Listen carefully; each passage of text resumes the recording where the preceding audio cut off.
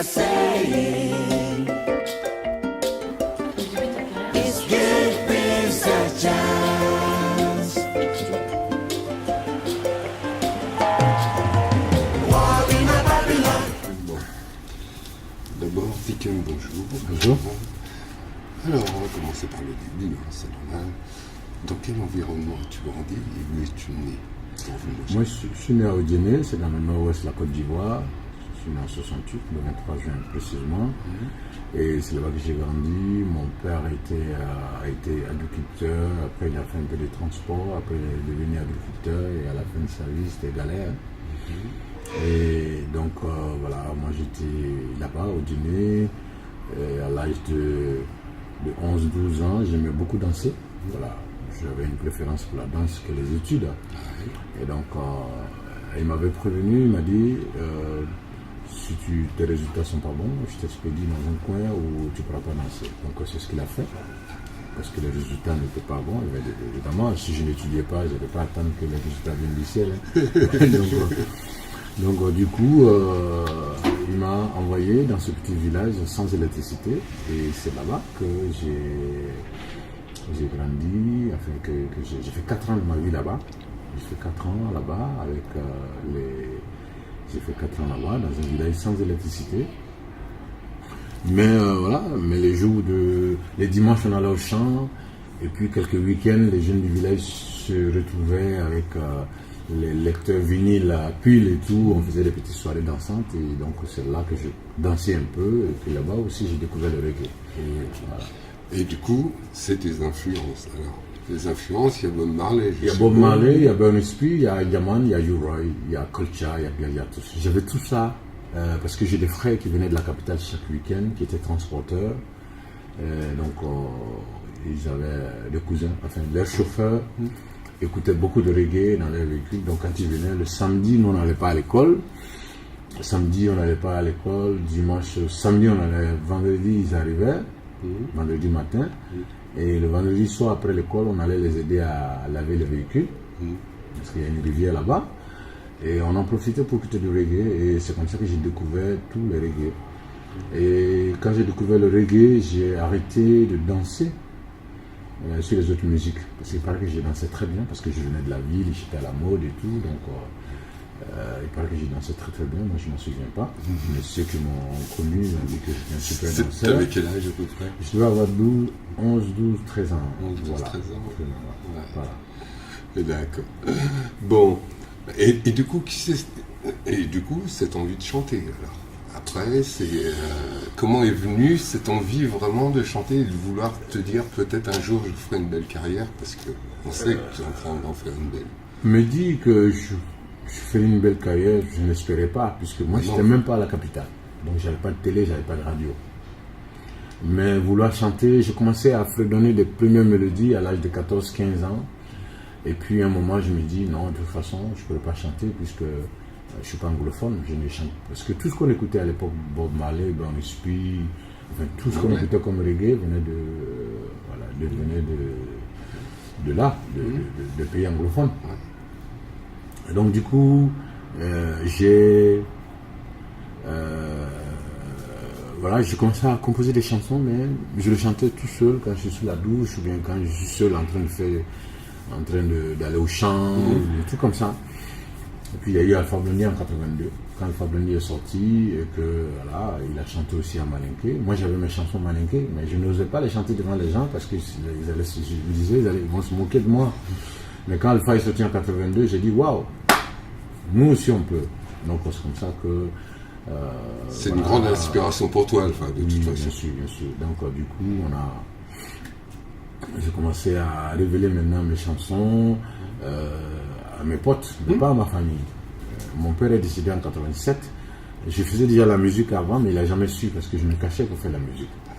Voilà, parce que j'avais déjà pris ma punition a été de m'expédier dans un village. Donc, parce que j'ai dansé, imagine s'il avait appris que je faisais la musique. Là, il explosait. Donc, du coup, voilà. Et donc, ça a commencé comme ça. Et puis, 99, la création du groupe, répétition jusqu'en 91, premier concert en 91, premier album 93. Ah oui, quand même. Oui, et je regardais un petit peu. Bon, bah, il y a dans les années 80, peut-être 99, il y a là le cours d'histoire. C'est le premier, deuxième album. Deuxième album. Deuxième album. Tu as fait 2 albums en Afrique avant de venir. J'ai fait 2 albums. Ah, c'est ça. Hein. J'ai fait Manger Classique en 96, Oui. Cours d'histoire en 99. Et c'était avec les Jellies. C'était le Manger Classique, c'était en fait il y a eu un album entre Manger Classique et non, il y a eu un album je crois entre Manger Classique et non, il y a eu d'abord Jelly. Voilà. Jelly, c'était avec les Jellies. Et Effectivement. Jellies. C'était avec les Jellies. Et puis après Jellies, Jelly, l'album Jelly, avec les Jellies. J'ai fait Mystery, qui était le deuxième album. Et ces 2 albums sont passés quasiment inaperçus. Parce que celui de 93, il est sorti dans la même semaine que la mort de Fouet-Boigny. Donc 3 mois de deuil national, pas de télé, pas de radio, que des chansons religieuses à la radio. Et donc voilà, on a payé cash. Et 94, j'ai sorti un album donc, qui était resté dans un studio beaucoup plus petit que celui de 93. Et donc l'autodistribution, on a fait l'autodistribution, etc. Et puis j'ai fait une pause en 94. En 95, j'ai fait une pause en 95. Et la pause en 95, elle a coïncidé avec la première bataille féroce des hommes politiques en Côte d'Ivoire. C'était après la mort. Oufou est décédé. Houphouët-Boigny, c'était le premier président de la République de Côte d'Ivoire qui est décédé en 93. Les premières élections, selon la Constitution, devaient avoir lieu en 95. Et donc c'est là qu'il y a eu la bataille pour le fauteuil présidentiel entre les héritiers d'Houphouët. Et donc ça m'a inspiré. J'ai écrit Manger Classique. Allez dire aux hommes politiques, ils enlèvent nos noms dans leur business. Donc j'ai écrit cette chanson. Et puis. J'ai écouté ça ce matin justement. Donc l'album est sorti. Au bout de 3 mois, je ne pouvais plus circuler dans les rues d'Abidjan. Je ne pouvais plus circuler parce que il fallait faire des photos, des autographes, etc. Donc, et puis après, il y a Sophie Alors, Sophie, comment ça s'est passé Non, en fait, moi je suis ami au mari de Sophie. D'accord. Voilà, qui était professeur de maths dans mon village, dans le nord de la Côte d'Ivoire. Et donc, c'est là que j'ai rencontré Sophie. Et que, voilà. Mais avant lui, il y avait un autre Français qui s'appelle Olivier Tarot. Qui était d'ailleurs au foyer la dernière fois, qui avait son vinyle à main. Voilà. Et donc, lui, il était guitariste au sein du groupe. Il nous a beaucoup apporté aussi. Et puis donc après quand tous ses amis rentraient, donc le mari de Sophie et Olivier et un autre qui vient au Brésil qui s'appelle Arnaud Seydou, quand ils rentraient, ils ont décidé de m'aider à autoproduire mon prochain vrai album enregistré live avec des musiciens. Donc ils m'ont filé l'équivalent de à peu près 2500 €. Donc voilà, ce qui m'a permis d'enregistrer Manger Classique et d'être producteur. Et donc voilà, après Manger Classique, il y a eu Coup d'Histoire que j'ai produit. Et puis après, la carrière a commencé en France. Et puis Alors justement, je discutais 2 secondes avec Sophie tout à l'heure. C'est pas le MCM le premier concert que tu as fait. Tu as fait un premier concert dans une péniche. Ah oui, j'ai fait même 2 concerts. Deux concerts dans une péniche. Ouais. J'ai fait la péniche Makara, qui était en face de l'hôtel François Mitterrand, où il y avait des concerts tous les soirs. J'ai fait cette péniche-là un soir, après j'ai fait un deuxième soir. Et à ton avis, quand on a eu la chance de se rencontrer au MCM, c'est pour ça que tu avais déjà un public. Parce que c'est un ami à moi qui m'a dit surtout ne loupe pas Tiken. Je me baladais dans la rue, il m'a dit ce soir Tiken est au MCM. J'ai dit moi de toute façon j'étais souvent au MCM. Et il m'a dit surtout ne loupe pas ce concert. J'avais déjà un public parce que j'étais déjà célèbre en Afrique de l'Ouest. Donc tous les expatriés, tous les Français qui ont travaillé en Afrique de l'Ouest me connaissaient. Qui écoutaient du reggae me connaissaient. Donc du coup, quand ils ont vu les affiches à travers Paris, voilà, et donc voilà, il y en a même qui sont venus de loin, il y en a qui sont venus de Nantes, de Grenoble. C'était un très grand concert, voilà, même. Voilà, et donc du coup, je pense qu'il y avait déjà ce public-là. Et donc, après la péniche Makara 2 fois, on a fait MCM Café. Après MCM Café, on a fait La Boule Noire Après la boule noire, l'Élysée Montmartre, après l'Élysée Montmartre, le Zénith. Où on était ensemble, oui, c'est exact. Et entre-temps, ben voilà, après il y a ce fameux premier album pour nous, Français, qui vraiment révolutionne, c'est France Africa, donc, hein, où je t'avais promis, je t'avais dit que tu aurais été victoire de la musique, et j'ai beaucoup aimé ce que tu as fait. C'est que tu es arrivé, tu as pris ton prix, et tu leur as fait comprendre devant la scène beaucoup de choses. Effectivement. Effectivement, on a eu l'occasion de jouer ce jour-là le titre France-Afrique, où il y avait le ministre, il y avait 2 ou 3 ministres dans la salle, donc voilà. Et puis j'ai fait passer mon message par rapport à la présence des militaires français en Afrique, que ça nous dérangeait un peu, parce que ça nous rappelle un peu quand ces militaires étaient encore là pour dire à nos parents de travailler, forcer sans être payés, etc. Mais je veux passer ce message, mais j'ai un petit regret par rapport à ce jour-là. Je n'ai pas dit au revoir à Michel Drucker et à Delarue. C'était pas poli parce que moi, mon éducation ne me permet pas de faire ça. Mais je pense que c'était sous le coup de l'émotion. Mais je pense que voilà. Je t'avais laissé un petit message juste après. C'était très. Le message est passé en tout cas. Le message est passé. Le message est passé parce que je pense que pour la première fois, voilà. Il y a eu un grand clash au Victoire de la musique. Nous, après, on se revoit aussi, alors, donc, à la fête de l'UMA, qui a été aussi un grand moment. Hein, parce que là, tu avais vraiment... il y avait du monde devant la scène. Ouais, hein. Les images... Je t'en avais... je t'ai dû les voir, celles que j'ai pu faire. Ouais. J'avais des images, c'était impressionnant. C'est impressionnant, hein. Beaucoup de monde. D'ailleurs... Je crois qu'on a fait la fête de l'humain après ça une fois et ça fait longtemps. Oui, tu l'as refait en 2005. Voilà. Donc, du coup... celle de 2002 était exceptionnelle. Ouais, c'était exceptionnel. C'était ma première fois aussi, l'une de mes premières fois après les tournées des Simsimilia, de me retrouver devant des milliers de personnes. Donc, je me suis éclaté. Ça. Et à cette époque-là, c'était une sacrée folie sur scène. Est-ce que c'est toi qui, au niveau des musiciens, que tu t'es entouré? Parce que j'ai vu qu'au fur et à mesure des années, certains restaient, certains partaient. C'est par rapport à, je sais pas, une mauvaise vibe entre vous, ou c'est parce qu'ils sont sur une autre tournée? Parce que j'en ai connu beaucoup, tu sais très bien, tous les deux. Il y a eu une grosse séparation, par exemple, entre l'époque 2002 et 2005. 2004. Nous, on appelle ça un remaniement ministériel. Ah, d'accord. D'accord. Donc, non, il n'y a pas eu vraiment de problème, sauf que, voilà, effectivement, les groupes qui m'ont accompagné sur la péniche Makara, voilà, après, il y a eu une autre étape où qu'on a fait le MCM Café, et la Boule Noire, et le premier Zénith, tout ça. Ouais. Et puis, voilà, ça a changé en 2004, parce qu'il y avait une certaine... Voilà. C'était pas par rapport à la maison de 10, par exemple? Non, pas du tout. C'était un choix de prendre un autre bassiste. À l'époque, le bassiste qu'on avait, très sympa, il s'appelait Franck. Très sympa, mais c'était un bassiste de funk. C'était un bassiste de funk, pop, etc. Donc, nous, on voulait un bassiste de reggae. Donc, voilà. Donc il y a eu des raisons comme ça. Et je pense que aussi. Guitariste ça avait changé parce que ça a changé. Donc du coup, voilà. En 2004, j'avais envie de changer.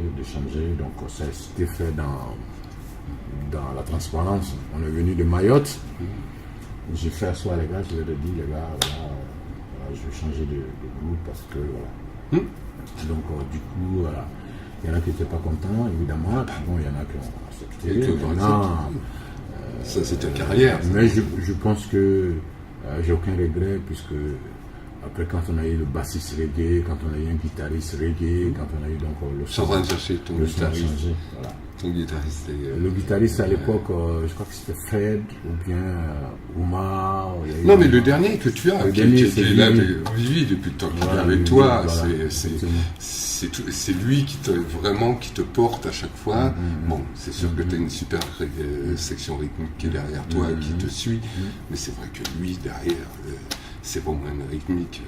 Depuis qu'il est avec toi, c'est vraiment quelque chose. Non, ça se Là, passe très bien. ça se passe super bien. Ça se passe très bien. Bon, il y a un bon feeling.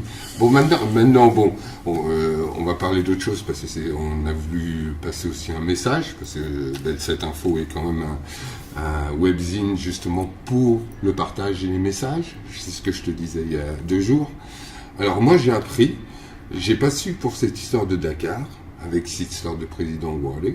C'est Wade, c'est Wade, ça Wade. Wade, hein, que il y a eu pendant 2 ans, ils n'ont pas voulu te recevoir au Sénégal par rapport, justement, où tu disais les cas de vérité à ces gens-là, et que j'ai vu qu'en décembre 2010, ça s'était un peu arrangé, tu as pu faire un concert là-bas au Sénégal. Mais pendant ces 2 ans, ça a été un peu bloqué, non J'ai été interdit officiellement à la Officiellement. télévision nationale. Ah, c'est sur la télévision. Voilà, par le ministre de l'Intérieur qui a envoyé un message à la télévision nationale et j'étais interdit de séjour, de rentrer et de séjourner au Sénégal. J'étais interdit carrément parce que j'avais dénoncé le fait que le président de l'époque au Sénégal voulait se faire succéder par son fils dans une démocratie. Et donc j'avais trouvé que c'était bizarre, j'avais dit que c'est bizarre et j'avais dit que c'était pas très joli et qu'il fallait l'éviter.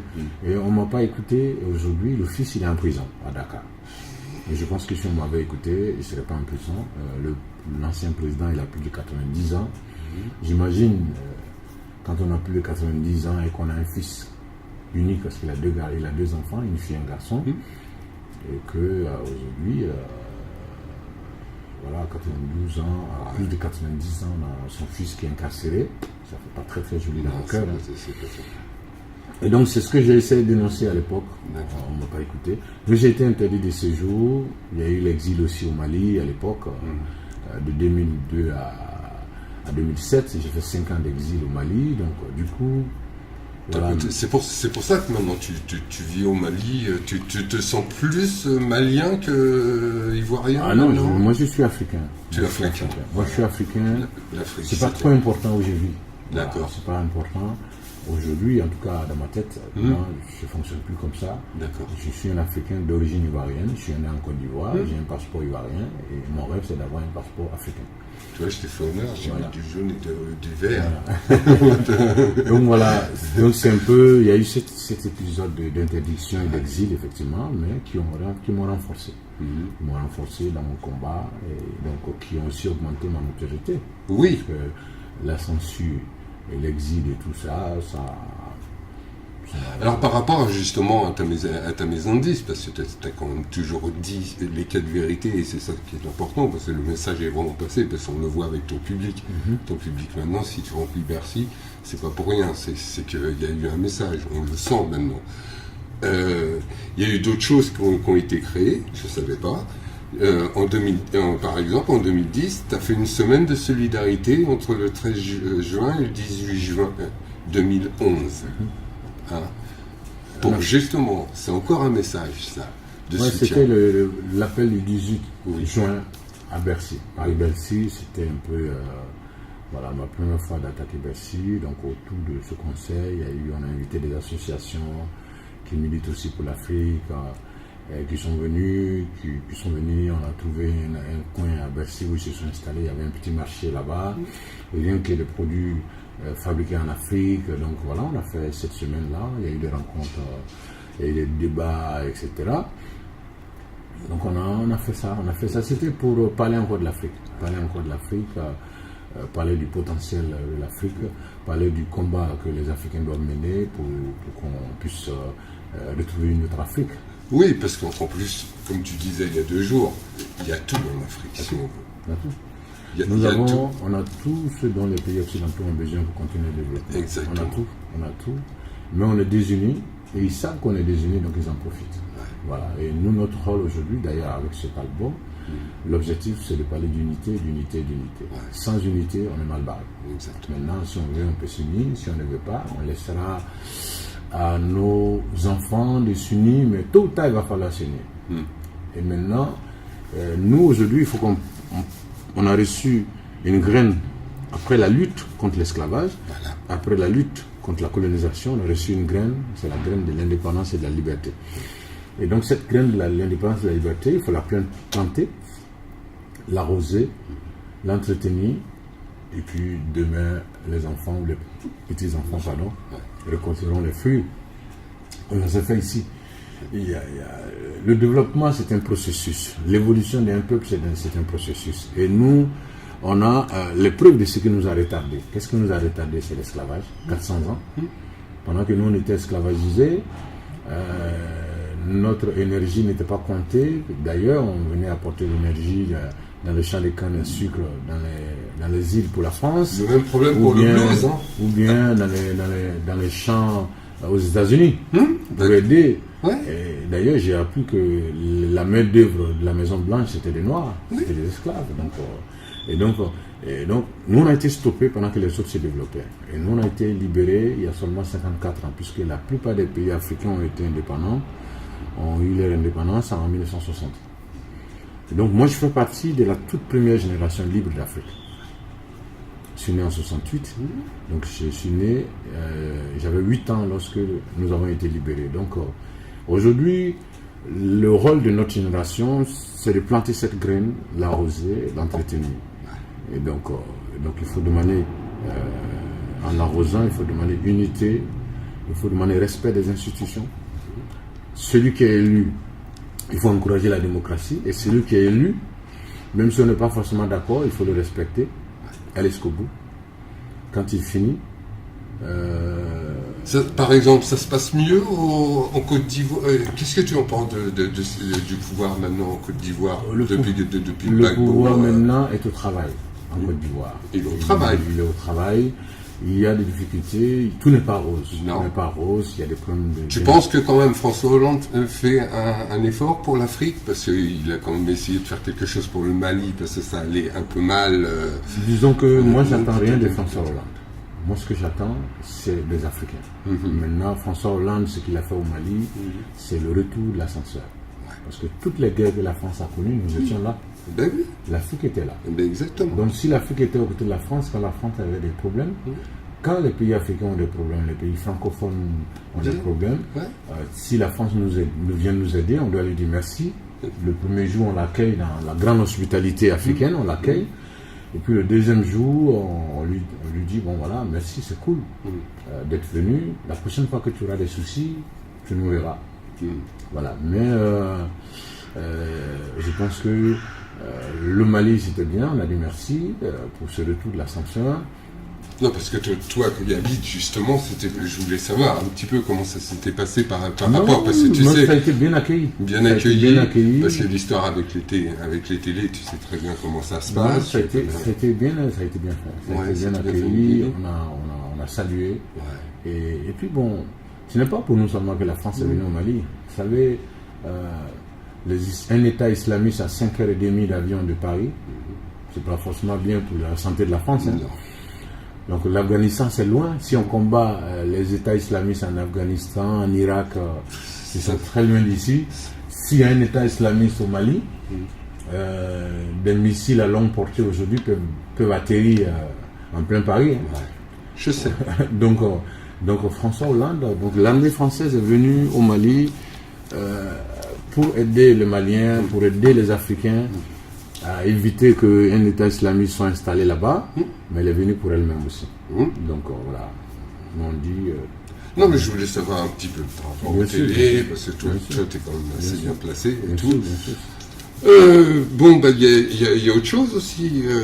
C'est en 2009, j'ai vu aussi, voilà, ça on va en parler aussi, parce que je te félicite, c'est par rapport aux écoles. C'est toi qui as décidé de financer pour pouvoir montrer qu'il y ait des artistes qui sont capables de faire quelque chose pour l'Afrique en ayant, comme tu as pas mal de disques d'or, je suppose qu'il y a une certaine fortune que tu t'es faite et justement tu leur rends, et ça c'est important, pour laisser un message de dire aux gamins d'aller à l'école. Mais en fait, c'est pas...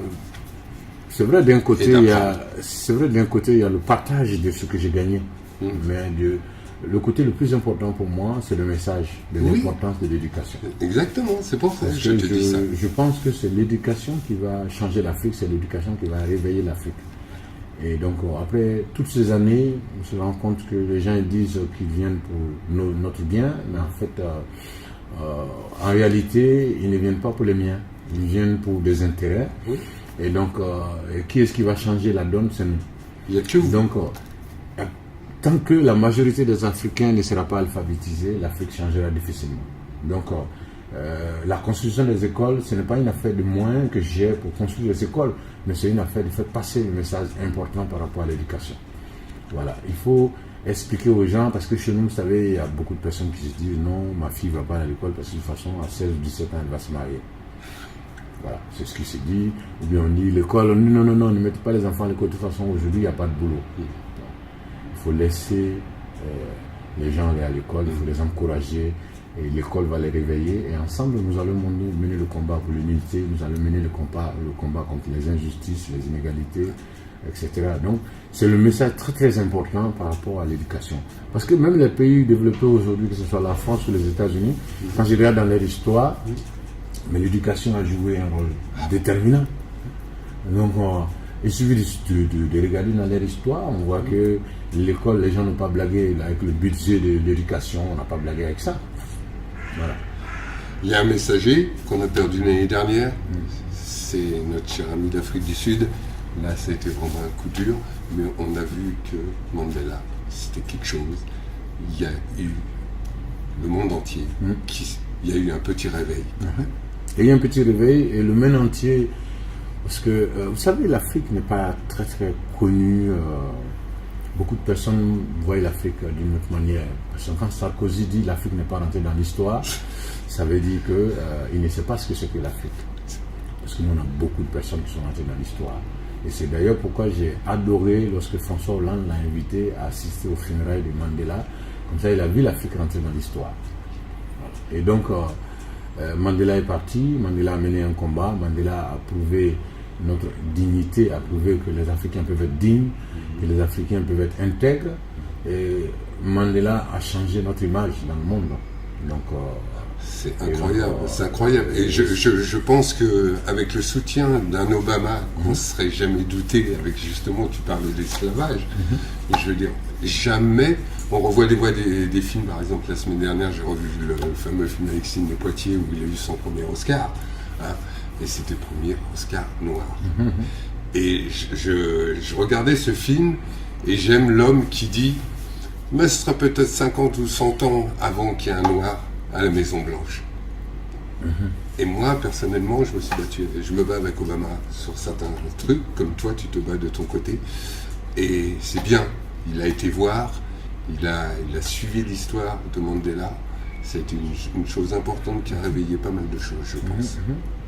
Non, mais c'est sûr que Mandela a laissé des traces. Mandela laissera des traces très très longtemps. Très très longtemps, il nous a fait respecter, et je pense que voilà, l'avènement d'Obama aux États-Unis, c'est vrai que personne ne s'y attendait maintenant, mais c'est le rêve de Martin Luther King qui s'est réalisé. Ouais. Hein, et donc, j'avais un rêve. Voilà. Donc, Mandela nous a donné une autre image aux Africains.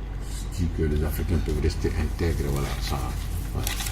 Alors maintenant, la chose la plus importante, on est quand même pour ça, quand même, c'est pour ton dernier album, on va en parler, il sort le 4 juin, d'accord, qui est toujours le partage. Le retour d'avoir M. Alpha Blondy avec toi sur un morceau, comment s'est passé Mais ça s'est très bien passé. Alpha, déjà, je ne sais pas si tu as écouté le dernier album d'Alpha, pas la compil qui sort, mais l'album qu'il a sorti en 2013. Voilà, on avait fait un titre ensemble qui s'appelle Réconciliation, donc un single qui devait réconcilier les Ivoiriens. En fait. Notre objectif, c'était apporter notre contribution à la réconciliation. Et donc, Alpha a décidé de mettre ce titre-là sur son album, lui et moi. Donc, moi, j'ai fait mon album, j'ai fait un titre qui s'appelle Diaspora, j'ai fait appel à Alpha. Et donc il a tout de suite répondu, on a fait ça. C'est pour concrétiser notre réconciliation, confirmer notre réconciliation. Parce que pendant des années, il y a beaucoup de choses qui ont été dites. Donc je pense que... Oui, et puis des choses par derrière, que moi j'ai eu la chance de discuter avec Alpha et que je voulais pas qu'il y ait la guerre, on se connaissait tous les trois. Et c'était important que... C'est le plus beau cadeau que je puisse recevoir, d'apprendre carrément qu'il y a un morceau entre vous deux. Ouais. Parce que j'avais fait Alpha la dernière fois quand il avait fait la fête de la musique au château de Vincennes. Et je lui ai dit où tourner avec Tiken et tout. Et il m'a dit, ouais, il y a un problème avec mon fils qui veut chanter, gna gna gna, gna, gna. Il en est où le fiston? Il est en train de faire une carrière ou pas finalement en Afrique, le fiston d'Alpha? Oui, il va bien, il est en France, il fait une carrière. Ouais. Ça va, voilà, ça va, ça va. Maintenant, bon, il fait sa carrière. Ouais. Il fait sa carrière. Donc, Parce voilà, qu'il paraît-il que c'était, disons, cette œuvre. Ouais. Et Donc, en tout cas, ça c'est Alpha et moi aujourd'hui, ça se passe bien. Génial. Aucun problème, voilà. Les gens ne seront pas étonnés de nous voir sur la même scène en France. Au prochain Bercy, vous serez tous les deux, espérons, Inch'Allah. Inch'Allah. Et alors, parle-moi un peu de ce dernier album. Il y a aussi 2 titres avec Patrice, c'est ça? Hein, comment vous vous êtes rencontrés tous les deux? Patrice, on s'est vus sur les dates et on a sympathisé et on s'apprécie mutuellement, le travail. Donc, je l'ai invité à Bercy, il est venu et puis j'ai pensé à lui quand j'ai fait l'album. Voilà, donc c'est aussi simple que ça. Voilà, on s'apprécie mutuellement et c'est un artiste. C'est quelqu'un de bien. Très bien. Et c'est une personne que j'ai envie de faire connaître en Afrique. Il est de l'Afrique de l'Ouest, il est de la Sierra Leone aussi. Donc voilà, je pense qu'avec cet album, il viendra faire des concerts, c'est sûr.